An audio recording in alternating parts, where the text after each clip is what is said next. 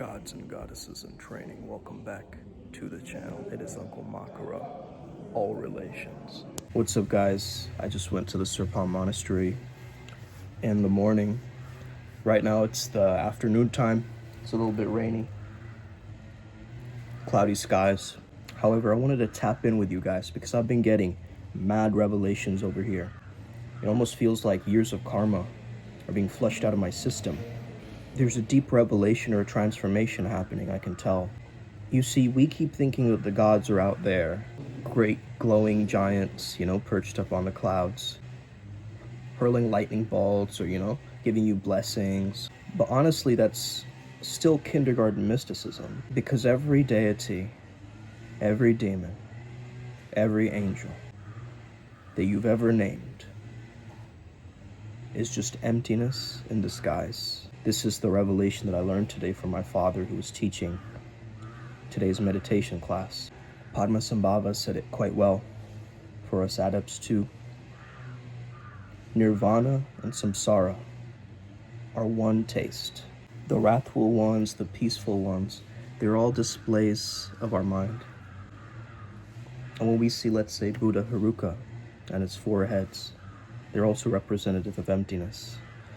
I'm going to stop right here because I don't want to get too much into the tantric secrets of this path working, but if you are interested in knowing more about that, because we do practice something quite similar in our mystery school. So if you're interested in that, just, shoot me a message on Instagram, or you can check out our website, PrimalSutra okay? But once you realize that all these deities are emptiness in disguise, then devotion stops being the superstition for you. It becomes a mirror. So you're bowing to your own archetypal energy.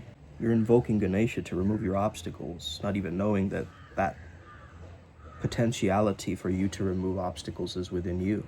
Now, empty doesn't mean dead. Empty means free, open, unfixed, like space, like a mirror. So a deity is a vivid pattern in that space. Just like we say, Dharmakaya is the Buddha's truth body, right? But it's really Buddha's mind. And within his mind, there are these dreams. Those are his different emanations, right? So he shows up as Haruka, he shows up as another form. So the moment you notice his transparency is the moment that you realize and recognize your true form. And that's the secret of Tantra, not to deny the gods, not to cling to them, right? You don't grasp to the image of it, because then it disappears. But to recognize their empty luminosity and ride that power back to source, back to God, back to wholeness again, back to Primal. Hence the name PrimalSutra. Isn't that what we're all here to do? That we are God remembering itself? Now, something that I recently learned about the origin of my moniker, right? Uncle Makara, which is, again, you could say is an emanation of Sumed, which it's just an imputation, Sumed, right? And Vega in the starseed system, right, is a constellation in Lyra that sits at 15 degrees and 16 degrees Capricorn, the Makara, in the tropical astrology. This is another layer to my name. I really didn't think of this before, but one of my guides, Sire Osmosis, was known to be a prince connected to Vega. It's someone that I channel. Very intergalactic, very powerful, potent energy. I call him Osmosis, Sire Osmosis, because everything we learn through merging, right? So Lyra is often called the cradle of humanity, if you know about its origins. And if you look at the constellation, the Lyra is the harp, and the harp is the original instrument through which consciousness played the song of creation. So this is the place where the Oversoul struck its first chord. Then the song of creation spilled into galaxies. What is that Capricorn energy, really?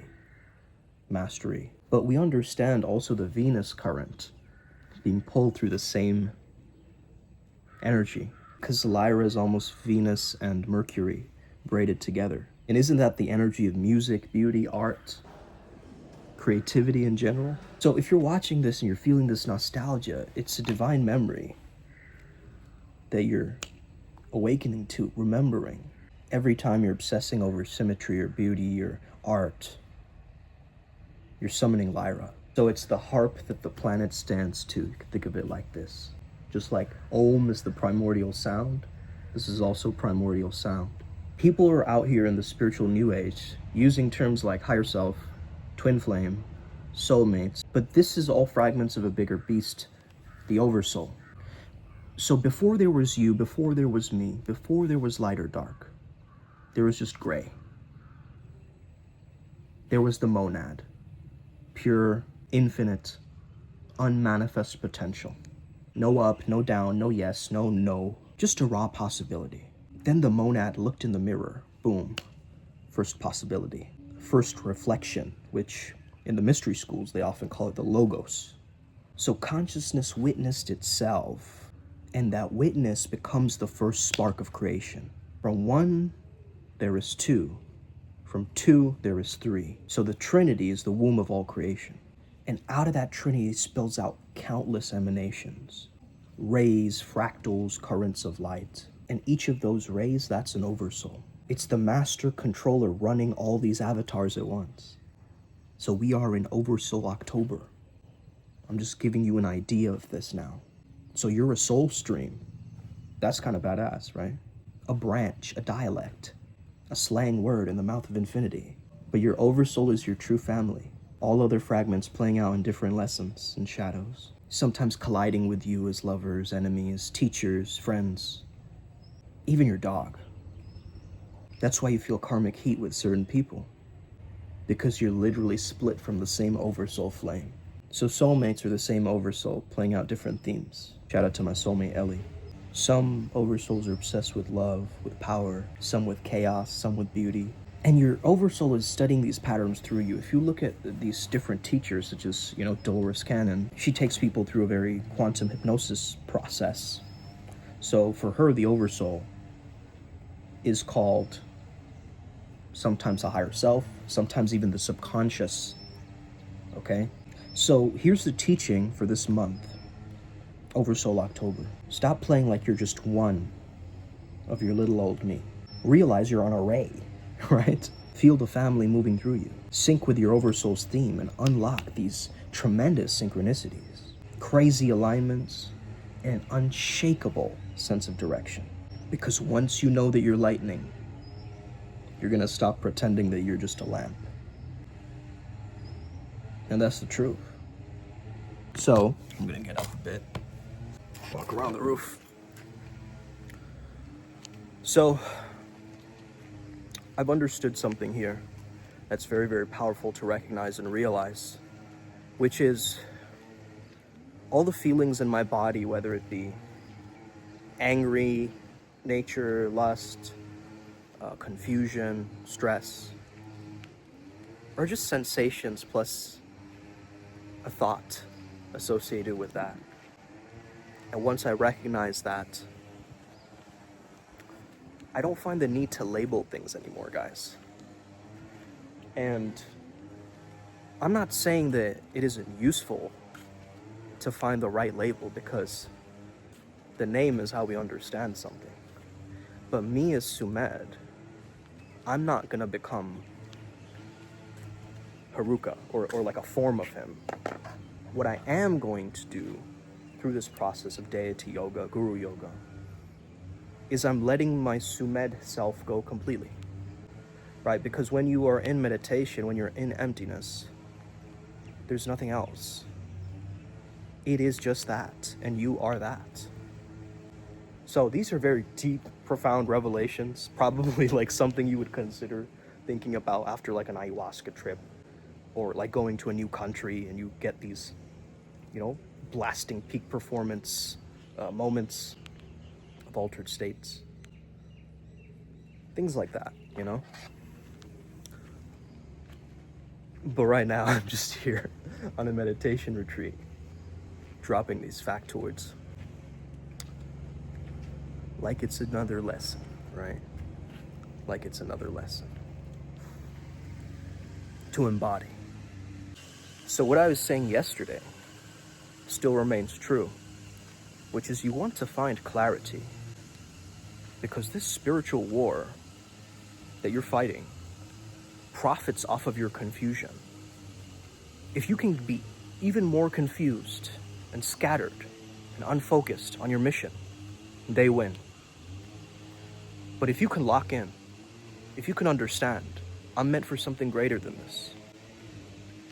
I'm not here for this generic, mundane, ordinary life. I'm here for something epic.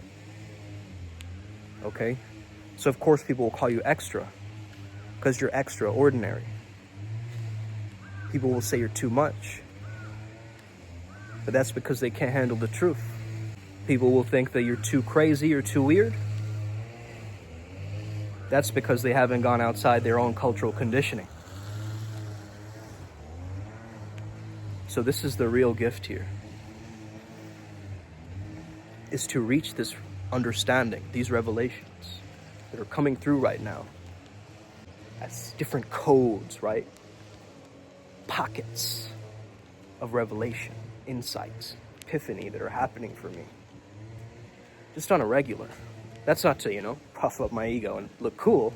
I'm telling you guys what I'm experiencing here. I'm deeply starting to understand that I was coded for this threshold. Early, I didn't know myself. I didn't understand who I was. I'm starting to get more insights into that. You being persecuted, you being put under a microscope and tested and examined, right? That's what we do in schools. We take exams. We get examined, okay? And you understand that being an outsider was your preparation. Loneliness was your firewalk. You needed to be the misfit mystic to set yourself free.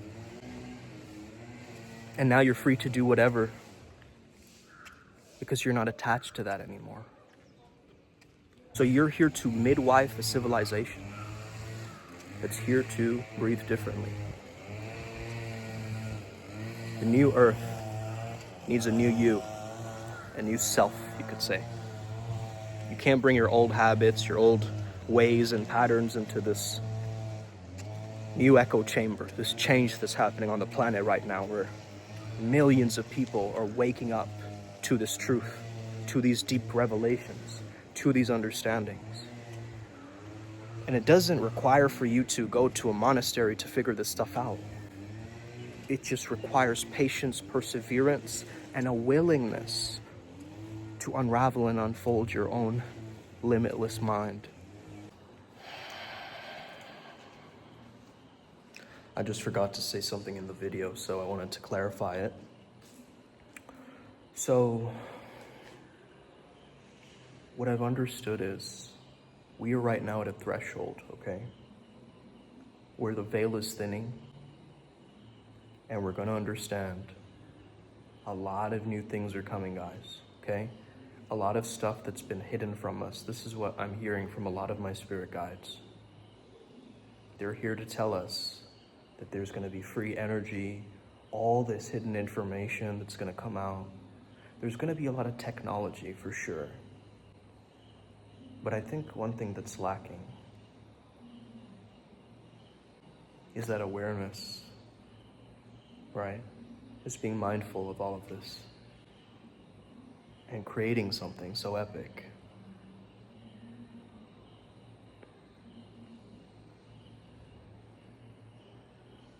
I just saw a big wasp. Shalom Wadu.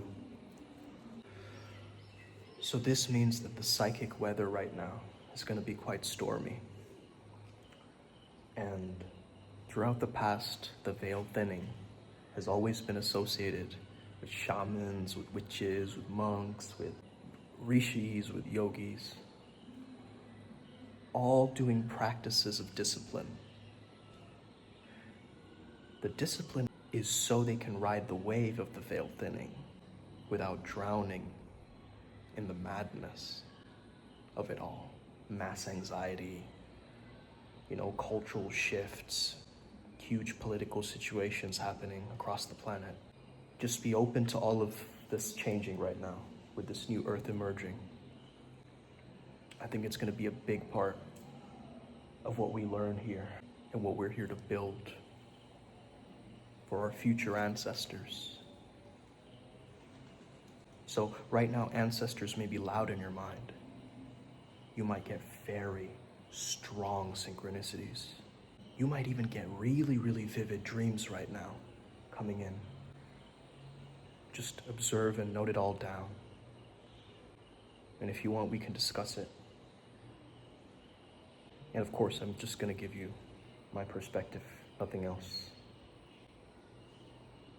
Nothing more, nothing less.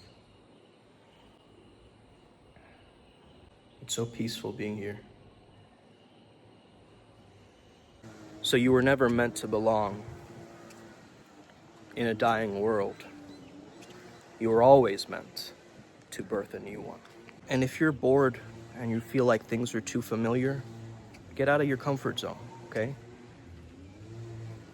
And where dreams go to die, or whatever that quote was, right?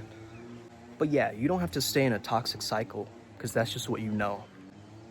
Maybe your mind doesn't know the difference. So just make sure that you know that familiar does not necessarily mean healthy, and that a true embodiment of health comes from a deep understanding of your aliveness, your sensitivity, your courage in moving forward.